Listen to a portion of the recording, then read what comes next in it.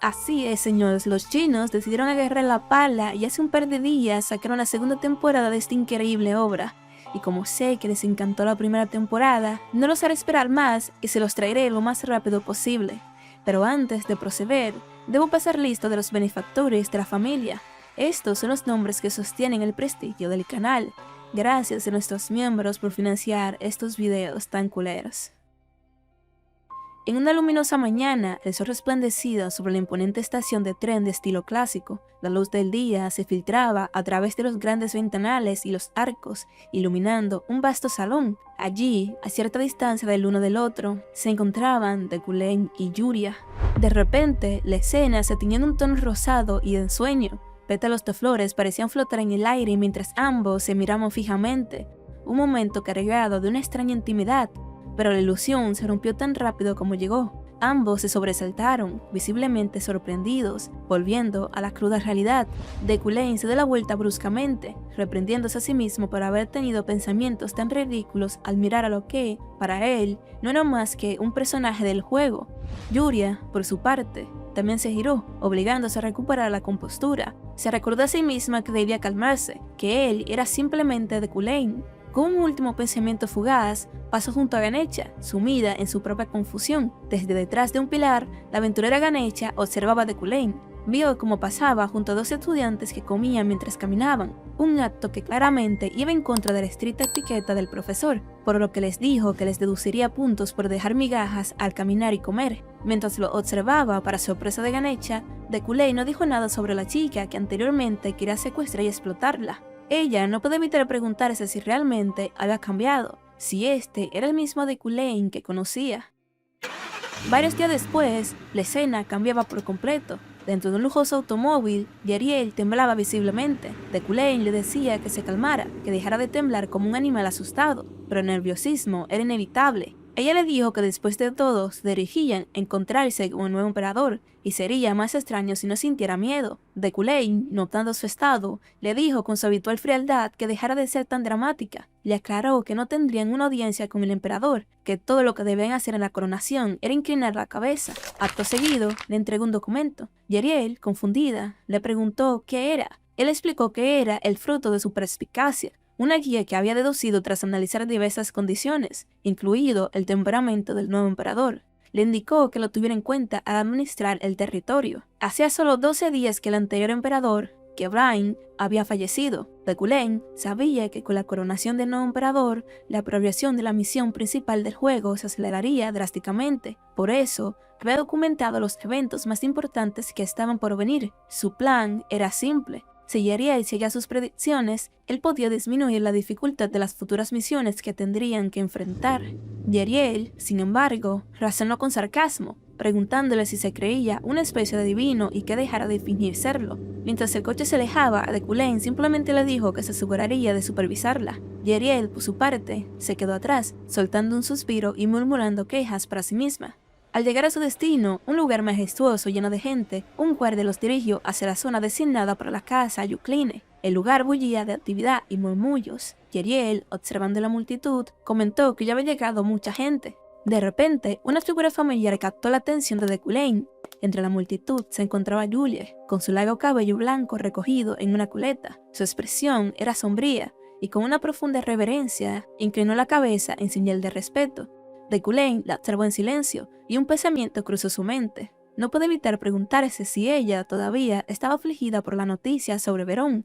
Su preocupación silenciosa fue interrumpida por la llegada de la persona más importante del evento. La ceremonia continuó con toda la pompa y circunstancia que merecía. Un magnífico carruaje dorado se detuvo, y de él descendió una figura envuelta en una capa roja con ribetes de piel. Mientras la multitud se arrodillaba y bajaba la cabeza, la futura emperadora avanzó con paso firme por la alfombra roja, dirigiéndose hacia el gran salón del trono.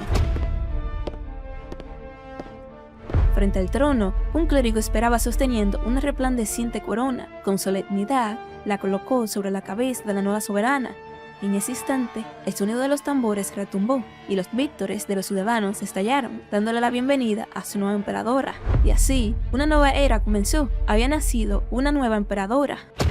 Sentada en el trono, con una expresión de absoluto aburrimiento, se encontraba la emperadora Sophie Jakaterre Auguste von Guibren. Para sorpresa y desconcierto de los presentes, la nueva monarca dejó escapar un bostezo enorme y descarado, y Ariel, observando la escena, no pudo evitar notar su falta de decoro, pensando para sí misma en el desinterés que ella mostraba. La nueva emperadora, Sophie, a pesar de haber alcanzado un estatus de influencia inigualable, siempre estaba aburrida, y la razón de su perpetuo tedio resistía en el propio diseño de su personaje. Dentro del juego, ella poseía el mayor de los talentos. Si hubiera querido convertirse en caballero, habría ascendido hasta ser una caballero guardián, y si hubiera seguido el camino de la magia, se habría convertido en una archimaga. Su talento era tan increíble en todos los aspectos que, precisamente por eso, no sentía el más mínimo interés por nada.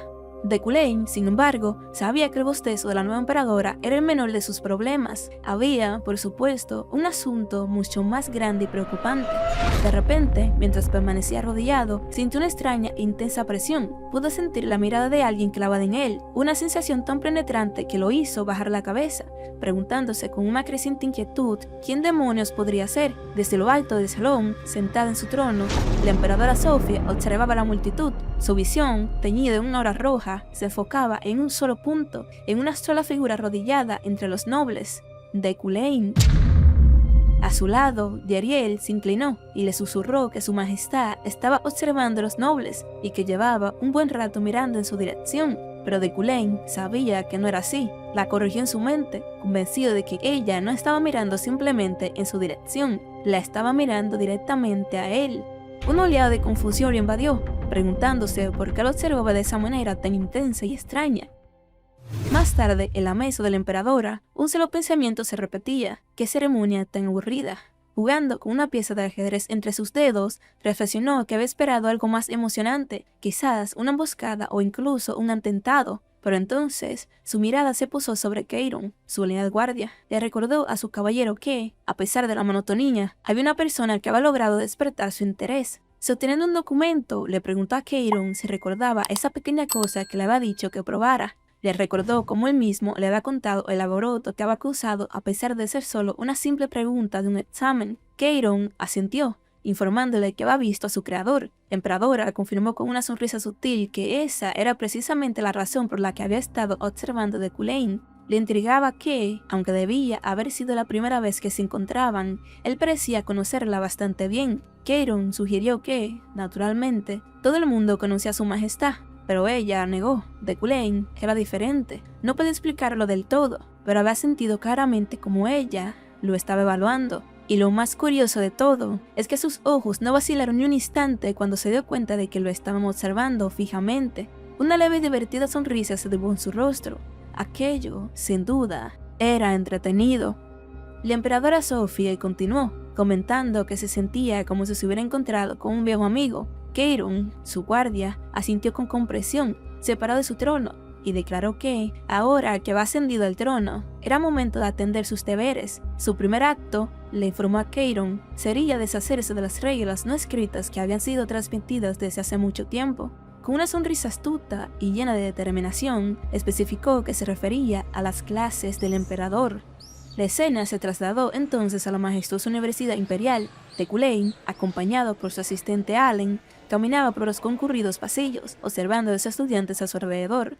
No pudo evitar pensar con desdén que, a pesar de que el periodo escolar ya había comenzado, seguían siendo tan ineptos como siempre. Allen, a su lado, soltó una risa nerviosa y sugirió que probablemente les tomaría un tiempo a los nuevos debutantes acostumbrarse al ritmo de la vida académica. Mientras avanzaban, Allen notó una multitud congregada frente a la puerta de la facultad y se preguntó en voz alta por qué había tanta gente allí. Deculain, igualmente perplejo, admitió que no lo sabía. Al acercarse, la razón se hizo evidente. Dentro de la oficina, flanqueado por guardias imperiales, se encontraba el caballero de la emperadora, Keiron. Deculain reconoció de inmediato el emblema del palacio de sus armaduras. Deculain, una vez más, se encontró en el centro de la atención imperial, preguntándose internamente por qué todos los miembros de la familia real parecían buscarlo.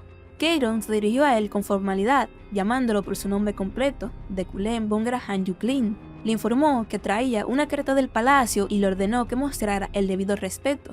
Sin dudarlo, tanto Deculain como Allen se arrodillaron. El caballero procede a leer la misiva. La familia imperial tenía la intención de otorgarle al jefe de la familia Yuklin y profesor principal de la Torre de Magia el honor de compartir y conversar sobre magia con su majestad la emperadora. Explicó que el profesor Deculain había sido incluido entre los candidatos para ser seleccionado como el mago instructor de la emperadora. Para demostrar su valía, debía resolver una pregunta creada por el mago del palacio, George.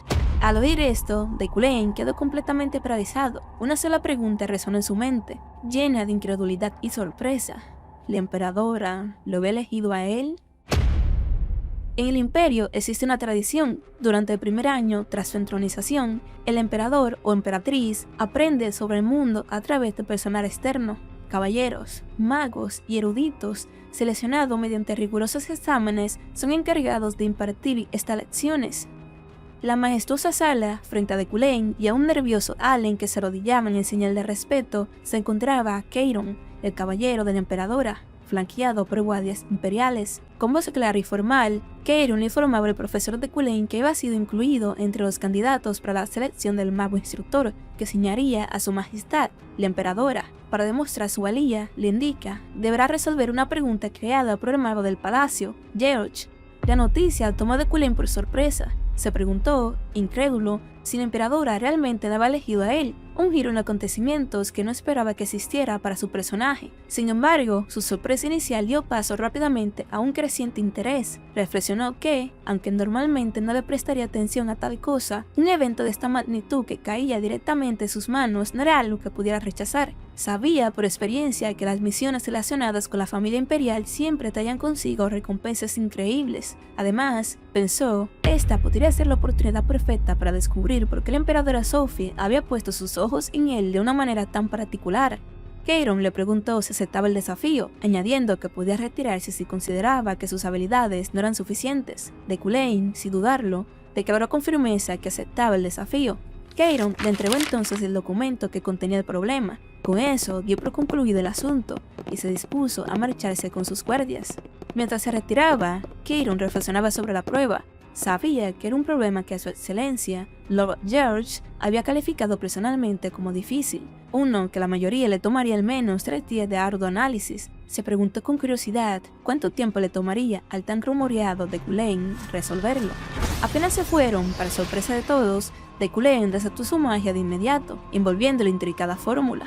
Los caballeros que aún no habían salido se detuvieron, estupefactos ante la repentina demostración de poder. Una proyección del mago de la corte imperial, George, se materializó ante ellos desde el pergamino. Se presentó y felicitó a Deculain, explicando que juzgaría su capacidad basándose en el tiempo que le tomaba resolver el problema. Añadió que, si lo resolvía en menos de un día, ya se consideraría bastante rápido. Sin embargo, la expresión de Keiron cambió a una de total incredulidad al darse cuenta de que Deculain ya la había resuelto. Los guardias imperiales le preguntaron a Deculain si ya la había resuelto, y él, con cierta indiferencia, respondió con un simple sí. Deculain, con modestia, explicó que no había sido un problema fácil y que solo había podido resolverlo tan rápidamente porque, casualmente, había estado investigando el lenguaje rúnico últimamente, concluyendo que simplemente había tenido suerte. Keiron, completamente asombrado por la proeza, solo pudo murmurar lo brillante que había sido.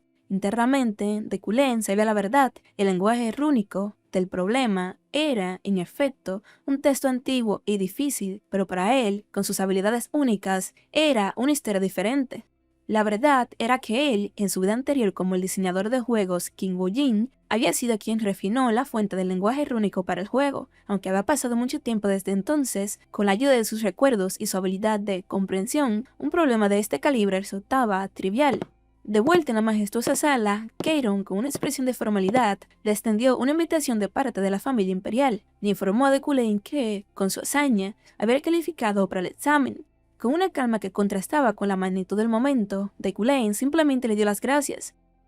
La escena cambia al Salón del Trono, donde la emperadora Sophie recibía el informe de su leal caballero, Keiron. Ella le preguntó si realmente le había resuelto en 5 minutos, a lo que su subordinado asintió. Con una determinación inamovible, la emperadora declaró que no había nada más que considerar, elegirían a Deculain. Keiron, sin embargo, expresó sus dudas, sugiriendo que sería mejor observar por un tiempo más. La emperadora replicó, preguntando qué más había que observar exactamente. Afirmó que el hecho de que hubiera resuelto en 5 minutos un problema que George había jurado que era difícil era más que suficiente. Kieron, visiblemente incómodo, guardó silencio por un momento. La emperadora le recordó que él había apoyado a la mujer llamada Luina en lugar de Deculain. Explicó que, sin embargo, a esa maga le había llevado 4 horas resolver el problema. Sophie señaló que 4 horas habrían sido un resultado excelente si no fuera porque Deculain lo había hecho en 5 minutos, dejando los resultados absolutamente claros. Kieron intentó un último argumento, asegurando que su inclinación hacia Luina no era un sesgo personal. Explicó que demasiados rumores rodeaban al profesor Deculain y que creía que un mago más intachable sería más adecuado para el Palacio Imperial. Con una frialdad cortante, la emperadora le ordenó que no le hablara de rumores. Declaró con una intensidad deslumbrante que solo creía en lo que veía con sus propios ojos. Con la discusión zanjada, anunció su decisión final. Había elegido a Deculain como el mago instructor y le ordenó a Kieron que no insistiera más. A Kieron, visiblemente derrotado y sudando frío, no le quedó más remedio que aceptar la orden. Cambiando de tema, la emperadora recordó de repente que Rugidain, el encargado del examen para el caballero instructor, se había lesionado. Kieron confirmó que el vicecapitán Isaac estaba de baja médica, lo que explicaba la falta de noticias sobre esa selección. La emperadora entonces preguntó si había otros candidatos adecuados, a lo que Kieron respondió que estaba en plena búsqueda. Mientras la emperadora Sofía reflexionaba sobre la búsqueda de un candidato adecuado, una repentina revelación iluminó su rostro. Kieron, su leal caballero, la observaba sin comprender. Con una sonrisa astuta, la emperatriz anunció que acababa de tener una gran idea. Sin más preámbulos, le ordenó a Kieron que llevara a cabo sus órdenes de inmediato. Aunque visiblemente preocupado, a Kieron no le quedó más remedio que acatar la voluntad de su soberana. La escena se traslada a los terrenos de la Orden de Freyheim, donde Julie se entregaba a un entrenamiento extenuante. Varios de sus caballeros la observaban con preocupación. Uno de ellos se preguntaba si la capitana no se estaba exigiendo demasiado. Otro coincidió, notando que su semblante aún no se veía bien. Un tercero admitió que, al menos, ahora era capaz de sostener una espada, a diferencia de los 10 anteriores, y lo que temía que pudiera colapsar en cualquier momento. Llegaron a la melancólica conclusión de que lo único que podría levantar el ánimo sería la noticia del hallazgo del cuerpo de Verum. Sin embargo, reconocieron que la búsqueda era difícil, dado que había caído por un acantilado. De repente, sus cavilaciones fueron interrumpidas por un caballero que corría hacia ellos a toda prisa, llamando a la capitana. El hombre, sin aliento, se detuvo frente a Julie, quien lo miró con una expresión de shock y dolor contenida. La escena cambia, revelando que el mensajero no era otro que Kieron, el caballero de la emperadora. Con una formalidad impecable, se dirigió a Julie von Deja Freyden. Le comunicó que se le había concedido el honor de conversar y cruzar espada con su majestad, la emperadora. Explicó que había sido incluida entre los candidatos para la selección del caballero instructor y que para demostrar su habilidad debía pasar el examen correspondiente. La noticia pareció sacar a Julie de su letargo. Con un brillo renovado en sus ojos y una determinación feroz, aceptó la propuesta con un enérgico sí. La escena cambia drásticamente a un paisaje invernal y desolado. Una figura solitaria, envuelta en una capa, caminaba con paso firme a través de la nieve. Se acercó a una cabaña rústica, el único refugio en medio de la blancura. Al entrar, se reveló la identidad del viajero. Era Julie. Allí, captó la atención de una de las personas reunidas alrededor de una cálida chimenea, saludándola y comentando que había pasado mucho tiempo. Era Sirio, el caballero guardia de la familia, y Yare, acompañado por otros individuos de aspecto rudo. El ambiente en la cabaña era tenso, muy alejado de un reencuentro amistoso. Con una pequeña reverencia, Julie reconoció que, en efecto, había pasado un tiempo desde la última vez que se vieron. Sirio comentó que tenía el presentimiento de que ella sería una de las candidatas y la invitó a sentarse y ponerse cómoda. Se preguntaba en voz alta cómo sería el examen, reflexionando que una reunión como esa le recordaba los proyectos en grupo de sus días de escuela. Sin embargo, no todos compartían su entusiasmo. Una mujer de cabello azulado, la caballero de la estrella sagrada, Wen, declaró con frialdad que no sabía nada de eso, pero que no sería blanda con nadie y que todos deben estar preparados. Otro caballero corpulento, el caballero del vigor, Rafael, añadió que era obvio, ya que todos estaban allí por el mismo motivo. El silencio tenso se apoderó de la sala por un momento.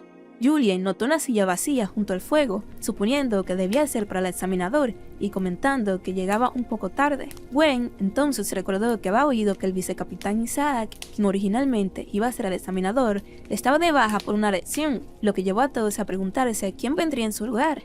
Justo en ese instante, la puerta de la cabaña se abrió. Julie se giró, su rostro congelado en una expresión de pura incredulidad. Una figura elegante entró en la habitación, quitándose el sombrero con un gesto casual. Con una calma imperturbable, saludó a los presentes, declaró entonces su identidad y propósito. Una revelación que dejó a todos atónitos. Él era de Cullen, el examinador en funciones para la selección del caballero instructor. La palabra resonó en la mente de todos, especialmente en la de Julie, que no podía creer lo que estaba viendo. La idea de que un mago actuara como examinador para una prueba de caballeros era completamente inaudita. Ella lo observó, una mezcla de confusión y alarma en su rostro. Se preguntó cómo y por qué estaba sucediendo esto, y un pensamiento oscuro se apoderó de su mente. ¿Qué clase de plan estaba tramando de Cullen esta vez? Dentro, alrededor de una cálida chimenea, la tensión era palpable. Varios de los más distinguidos caballeros, incluyendo a Sirio, Rafael y Wayne, se encontraban reunidos. Entre ellos, con una expresión sombría, estaba Julie.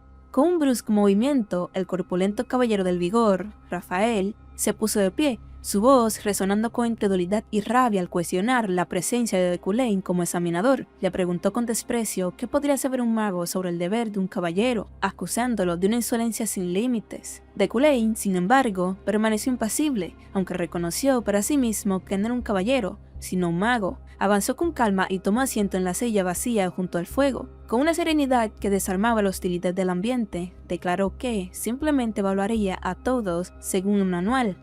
Mirando a los caballeros reunidos, admitió ser consciente de su descontento, pero les recordó un hecho irrefutable. Él ya había sido seleccionado como el mago instructor para el palacio, lo que confirmaba su cualificación. Con una estocada final, les preguntó si acaso se atrevían a quejarse del decreto que su majestad, la emperatriz, le había conferido. La mención de la emperatriz dejó a Rafael sin palabras, quien solo pudo balbucear con sorpresa la confirmación de que de Cullen ya era el mago instructor. En medio de la tensión, Sirio, con una sonrisa socarrona, intervino, preguntó con fingida inocencia si el examen sería justo, insinuando que de Cullen podría favorecer a una persona en particular, una clara alusión a Julie. De Cullen, sin mutarse, desvió la indirecta, afirmando que él era meramente el examinador y que la decisión final recaería por completo en su majestad. Dando por terminada la discusión, anunció que la evaluación comenzaría al día siguiente y les ordenó a todos que descansaran. Mientras los caballeros se retiraban, Sirio comentó que debían descansar sus cuerpos, pero en su mente una sonrisa maliciosa se formaba. Se deleitaba con el hecho de que de Cullen nunca había prometido que el examen sería justo, aunque concedía que, al final, la última palabra la tendría la emperatriz. Una vez solo, de Cullen reflexionó sobre las palabras de los caballeros. Tenían razón, este examen de selección no había sido justo desde el principio. Sin embargo, pensó que no sería justo de la manera en que ellos esperaban. Una resolución fría y clara se apoderó de su mente, porque él iba a hacer que Julie suspendiera. Más tarde, el aire helado se llenaba con el sonido del acero. De Cullen observaba desde una ventana como los caballeros ya estaban entrenando en la nieve, enfrentándose en duelos de práctica. Murmuró para sí mismo que, como era de esperar de los caballeros, comenzaban a luchar en cuanto se veían. En medio del combate, Julie se lanzó a la carga con un grito de guerra, su espada brillando bajo la luz invernal. De Cullen la observó en silencio, y la verdadera razón de sus acciones comenzó a revelarse en sus pensamientos. La razón por la que había aceptado la extravagante oferta de seleccionar a un caballero, a pesar de ser un mago que no conocía los conceptos básicos de la esgrima, era, en última instancia, por la propia Julie. Estaba convencido de una cosa: ella todavía no podía entrar en el palacio. En lo más profundo de sus pensamientos, una verdad ominosa se cristalizaba. Sabía que ese monstruo se encontraba en el sótano del palacio. Este ser representaba una de las variables de muerte de Cullen, una amenaza directamente ligada al abismo de Freiden, y en el corazón de este peligro se encontraba el espejo, un objeto que Julie, bajo ninguna circunstancia, debía encontrar. Una resolución firme se apoderó de su mente. Julie no podría entrar al palacio hasta que ese espejo fuera destruido. El cielo teñido de tonos pastel contrastaba con la fría nieve que lo cubría todo. Con la atención de los caballeros puestas en él, de Cullen anunció el tema de la primera prueba: evaluar sus habilidades de observación y su persistencia. Explicó que, en este lugar del examen se encontraban raros frutos de poder mágico. Su tarea, les informó, sería simple: asignaría a cada uno de ellos uno de esos frutos, y ellos solo debían traerlos de vuelta. Con un despliegue de su poder, manifestó frente a ellos las imágenes de sus objetivos. A Sirio le asignó un corazón de cristal azul, a Gwen una gema roja como una lágrima, a Rafael una rosa de espinas oscuras y a Julie una delicada rosa de hielo resplandeciente. Sin embargo, añadió dos condiciones cruciales. Primero, debían traer únicamente el objeto asignado, y este no debía estar dañado de ninguna manera. Y segundo, con una mirada firme, declaró que él no se movería de su asiento durante toda la prueba. Les preguntó si tenían alguna objeción, instándolos a hablar en ese momento, pues no tendrían otra oportunidad. Tras un breve intercambio de miradas, los caballeros asintieron en silencio, aceptando los términos. Al ver que todos estaban de acuerdo, Deculén les concedió 24 horas a partir de ese instante, y, con una sola palabra, dio comienzo a la prueba. El crepitar del fuego en las chimeneas fue lo último que escucharon antes de partir hacia la inmensidad nevada. Sola, en medio de las montañas heladas, Julie se concentraba en su misión. Sabía que necesitaba encontrar la flor de hielo. Recordó su descripción, una flor transparente que crecía en acantilados a gran altitud, lo que la hacía increíblemente difícil de recolectar. Sin embargo, el hecho de que 10 de ellas florecieran y se marchitaran en un solo día significaba que, aunque arduo, no era una tarea completamente imposible. Pero mientras avanzaba, una duda persistente se instaló en su mente. Se preguntó si Deculén realmente había venido hasta allí solo por las órdenes de la emperatriz, una sospecha que la dejó visiblemente desconcertada. Tras una ardua búsqueda, una sonrisa de pura euforia se dibujó en el rostro de Julie. Allí, en medio del desolado paraje helado, brillaba su objetivo, la flor de hielo, perfecta y resplandeciente. Con el fruto de su esfuerzo en mano, regresó a la cabaña y le presentó la flor a Deculén. Él la tomó, su expresión impasible mientras la examinaba bajo la luz. Julie esperaba en silencio, conteniendo la respiración. Entonces, la voz de Deculén, fría y cortante, rompió la quietud. Le informó que estaba dañada. La incredulidad golpeó a Julie. Le preguntó qué quería decir, incapaz de procesar sus palabras. Deculén, con los brazos cruzados, simplemente le recordó con calma que había sido muy claro al decir que no debía de estar dañada. Con un gesto le mostró la flor. Julie no podía creerlo. Un pétalo tenía una diminuta e imperceptible grieta. El mundo pareció desmoronarse a su alrededor. Pensó para sí misma que había sido descuidada, que debería haberla revisado con más cuidado antes de entregársela. Con la determinación de un caballero que no acepta la derrota, declaró que traería otra y se dio la vuelta, dispuesta a regresar a la ventisca. Más tarde había encontrado otra flor. Sintiendo una inmensa oleada de alivio que sintió al tenerla por fin en sus manos, se dirigió hacia Deculén, pero justo cuando la sujetaba, el suelo se dio bajo sus pies. Con un grito de alarma, resbaló por el borde del acantilado, su cuerpo casi cayendo en la nieve profunda. De vuelta a la cabaña, este percance, al parecer, había causado un pequeño daño en la flor. Sirio, mientras comía con despreocupación, le preguntó a Julie si la flor estaba defectuosa. La humillación era total. El sonido del estómago de Julie rugiendo de hambre añadió una capa más a su miseria. Deculén entonces le recordó fríamente que las comidas no estaban incluidas. Podría comer solo después de haber completado su misión, o cuando se hubiera rendido. La miró fijamente, su voz desprovista de toda emoción mientras le preguntaba si iba a rendirse. A pesar del hambre, del frío y del peso del fracaso, Julie levantó la vista. La suciedad manchaba su rostro, pero sus ojos ardían con una determinación inquebrantable. Con una voz firme que no admitía réplica, le dio una respuesta: no se rendiría. Con una determinación inquebrantable, Julie reafirmó su propósito: traería otra. Sin una palabra más, se dio la vuelta y se adentró una vez más en la furiosa ventisca. Afuera, la tormenta de nieve se había intensificado, azotándola con una furia helada. Luchando contra el viento, Julie sintió que sus fuerzas flaqueaban. Se dijo a sí misma que la ventisca se estaba volviendo más fuerte. Aunque su ropa de abrigo la protegía, sentía que estaba llegando a su límite. Sabía que si no encontraba pronto la flor de hielo, no podría continuar. Justo cuando la desesperación comenzaba a sentarse, un destello de luz captó su atención. Allí, en la pared de un acantilado, algo brillaba débilmente a través de la tormenta. Por un momento, se quedó inmóvil, observando en silencio, el aliento empeñándose en el aire gélido. Con un último esfuerzo, alcanzó la flor y la arrancó con cuidado.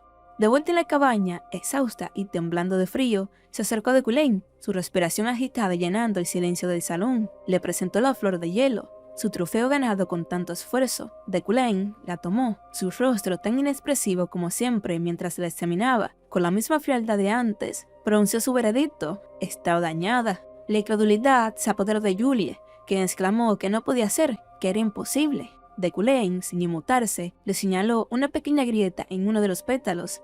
La mente de Julie era un torbellino de confusión. Se preguntó cómo era posible, qué estaba pasando. Estaba segura de que no estaba dañada cuando la revisó fuera de la cabaña. Una pregunta frustrante la consumió: ¿por qué siempre estaba dañada? Mientras el fuego de la chimenea crepitaba, Julie se quedó en silencio por un momento, la derrota pesando sobre ella. Pero entonces, su expresión cambió. Apretando los dientes, una nueva oleada de determinación le invadió. Haría un último viaje. Deculain la observó con una expresión inquisitiva. Justo cuando ella comenzaba a marchar de nuevo hacia la puerta, se preguntó si yo lo había descubierto.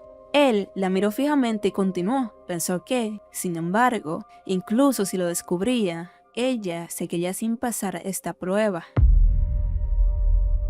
El día se abre sobre el paisaje nevado, donde la solitaria villa se alza contra las montañas. El viento sopla con fuerza, anticipando un evento importante. Dentro de la cálida villa, el grupo de caballeros espera con expectación. Uno de ellos, Wayne, se preguntaba en voz alta si Julie lograría pasar la prueba. Su compañero, Siriu, le respondió que no estaba seguro, pero que el tiempo estaba a punto de agotarse. Justo en ese momento, la propia Julie irrumpió en la sala, anunciando con urgencia que había traído la flor de hielo para el selector. Su llegada sorprendió a todos los presentes. La atención se centró en Deculain, que observaba desde su asiento. Con calma, le indicó a Julie que la trajera, mientras ella, desde la puerta, le pedía a Deculain que por favor saliera.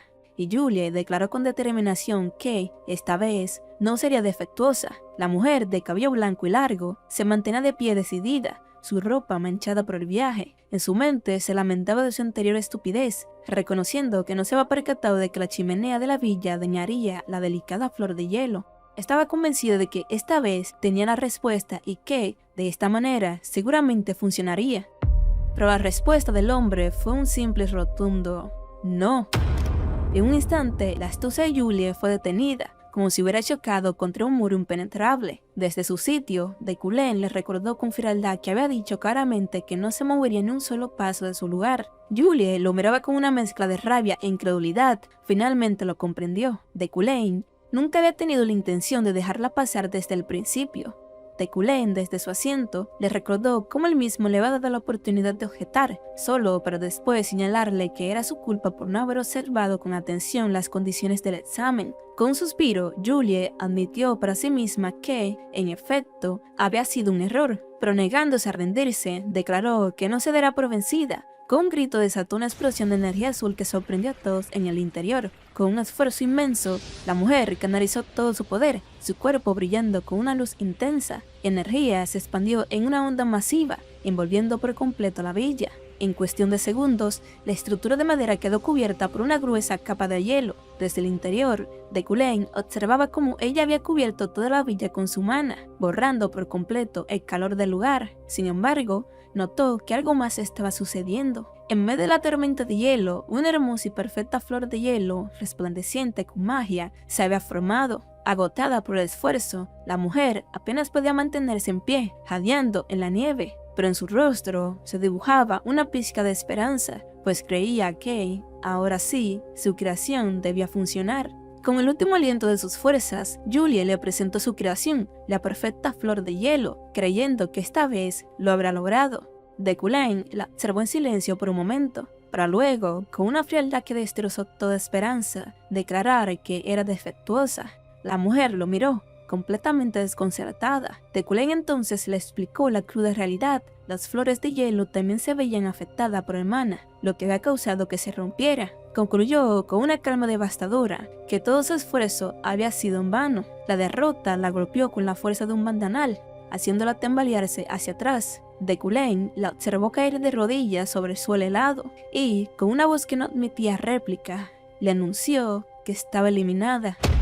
Poco después, la tensa prueba había concluido. En una de las habitaciones de la villa, Julie yacía inconsciente en una cama. Uno de sus compañeros preguntó si estaba dormida. Sirio le explicó que se había desmayado. Su temperatura corporal había bajado demasiado y ni siquiera tenía fuerzas para marcharse en ese momento. Gwen expresó su frustración ante lo que consideraba un nivel de injusticia inaceptable, algo que no le sentaba nada bien. Su compañero asintió, confirmando su sentir. Desde el otro lado de la habitación, Deculain los observaba en silencio. Pensó que, al haber visto el mana de Julie por primera vez ese día, había notado algo extraño. Recordó lo que su habilidad de vista aguda le había revelado, un estado normal de mana dañado. Llegó a la conclusión de que se trataba de una herida en su núcleo interno. Este tipo de lesiones no eran comunes y definitivamente no provenían de un daño ordinario. Probablemente se debía a una herida grave que en algún momento había puesto en peligro su vida. Lo más desconcertante era que la herida de Julie era un detalle de la historia que ni siquiera él conocía.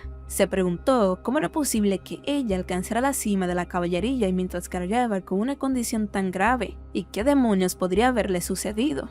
Mientras tanto, los otros caballeros susurraban entre ellos, comentaban que la prueba había sido demasiado difícil solo para Julie. Sirio admitió que ni siquiera él se había dado cuenta del problema de la chimenea. Gwen insistió en que, honestamente, nadie podría haberlo pasado. Deculain, escuchando su conversación, pensó que, como compañeros y caballeros de Julie, quizás ellos sabrían algo. Interrumpiendo sus murmullos, les preguntó si era cierto que Julie había sido herida en una ocasión anterior. La pregunta tomó por sorpresa a Sirio, quien, indignado, le espetó a Deculain si no tenía conciencia, recordándole que aquello había sido por su culpa.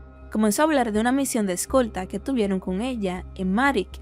Deculain se quedó pensativo. No se ve nada sobre esa misión de escolta. Se preguntó si se trataba de un suceso que había ocurrido antes del inicio del juego. Sirio le indicó al caballero rubio, Rafael, que continuara, recordándole que él y Julie habían entrenado juntos. Le preguntó si había notado algo extraño. El caballero, visiblemente incómodo, respondió que sí. Explicó que, durante el combate, ella parecía estar limitando conscientemente el uso de su mana. Usaba la energía de la espada, pero nunca la dejaba estallar de golpe. Sirio se preguntó si realmente se trataba de un efecto secundario. Luego se giró hacia Deculain y comenzó a preguntarle si, por la herida de Julie, ¿acaso? Pero Deculain lo interrumpió. Con una calma imponente le ordenó que regresaran a sus habitaciones. Anunció que el segundo examen se reanudaría una vez que la primera eliminada se hubiera marchado.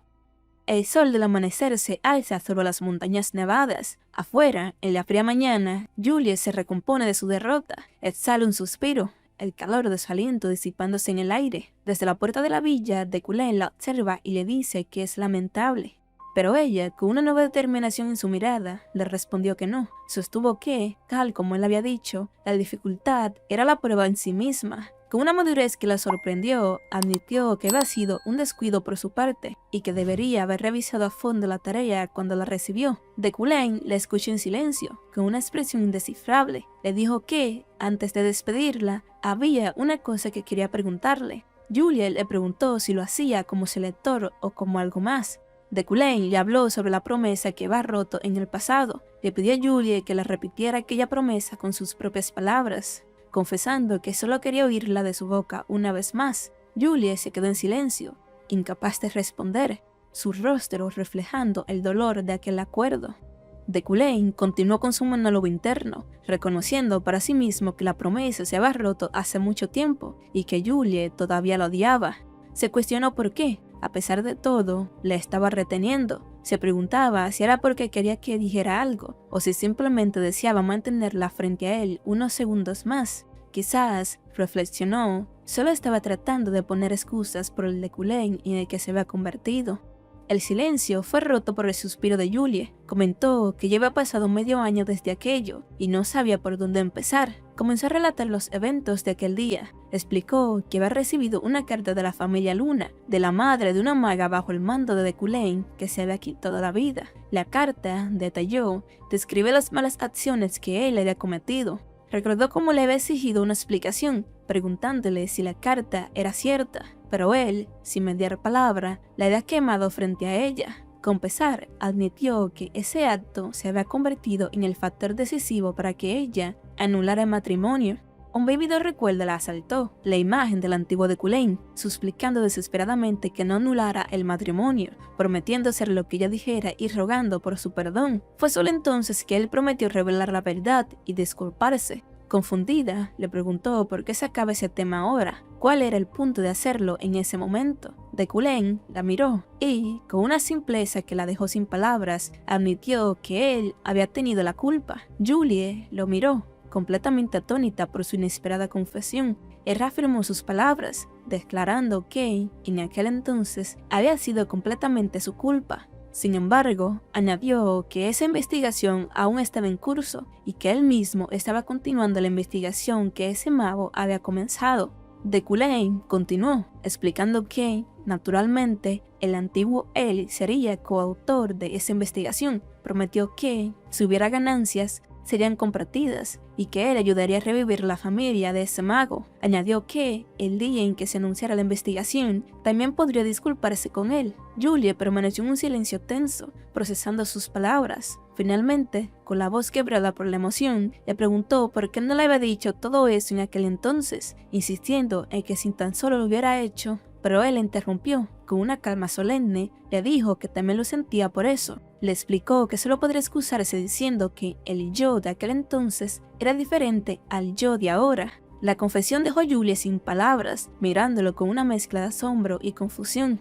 Deculain apenas pudo pronunciar su nombre. En ese instante, una nueva resolución se formó en la mente de Deculain. Con una determinación dolorosa, se juró a sí mismo que, de ahora en adelante, intentaría no amarla.